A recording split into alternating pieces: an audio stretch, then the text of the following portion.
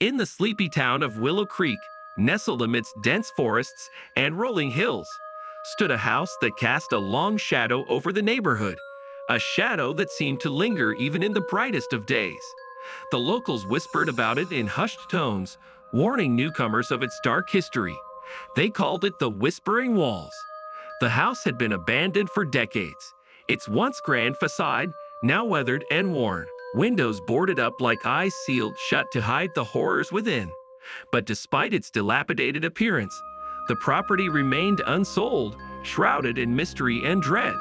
When the Johnson family moved into Willow Creek, they were drawn to the charm of the small town and the promise of a fresh start. Sarah and David, along with their two children, Emily and Tommy, were excited about their new home, a spacious Victorian nestled at the edge of town. As they stepped through the creaking front door for the first time, a chill ran down Sarah's spine. She shook it off, attributing it to the drafty old house. But as days turned into weeks, strange occurrences began to unfold. It started with faint whispers that seemed to echo through the walls, barely audible but unmistakably present. Sarah dismissed them as her imagination, but soon they grew louder, more insistent, as if pleading to be heard. Emily, the eldest of the Johnson children, was the first to notice the shadows that danced in the corners of her room at night. They moved with a life of their own, twisting and contorting in unnatural ways. She tried to tell her parents, but they brushed it off as nightmares. Tommy, on the other hand, began to have vivid dreams of a woman in white wandering the halls of the house, her eyes hollow and filled with sorrow. He would wake up screaming, drenched in sweat, unable to shake the feeling of dread that lingered long after the nightmares had faded.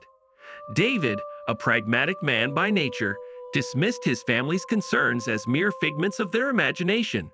But even he couldn't deny the unease that settled over the house like a suffocating blanket, choking the life out of their once happy home. One evening, as Sarah was tidying up the attic, she stumbled upon a dusty old journal hidden beneath a floorboard. Intrigued, she blew off the dust and opened its pages, revealing the handwritten accounts of a previous owner, a man named Samuel Hawthorne.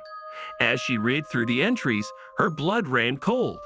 Samuel spoke of strange happenings in the house, of voices that whispered in the dead of night and shadows that prowled the halls. He wrote of a presence that lurked within the walls, growing stronger with each passing day. But it was the final entry that sent shivers down Sarah's spine. In trembling handwriting, Samuel recounted his descent into madness, his desperate attempts to escape the clutches of the house that had consumed him whole. Determined to unravel the mystery of the Whispering Walls, Sarah delved deeper into its dark history, uncovering tales of tragedy and despair that stretched back centuries. Legend had it that the house was cursed, built upon the graves of those who had met untimely ends. Driven by a newfound sense of purpose, Sarah enlisted the help of a local historian, hoping to unearth the truth behind the curse that had plagued the house for generations. Together, they pieced together the puzzle, tracing its origins to a vengeful spirit wronged in life and seeking retribution in death. But the more they uncovered, the more the house seemed to fight back. Objects would move of their own accord, doors would slam shut with a deafening bang, and cold drafts would send shivers down their spines. It was as if the house itself was alive, feeding off their fear and growing stronger with each passing day.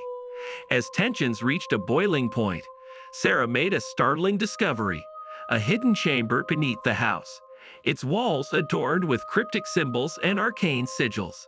It was a gateway to another realm, a portal through which the restless spirits could cross over into our world. Realizing the danger they were in, Sarah knew they had to act fast.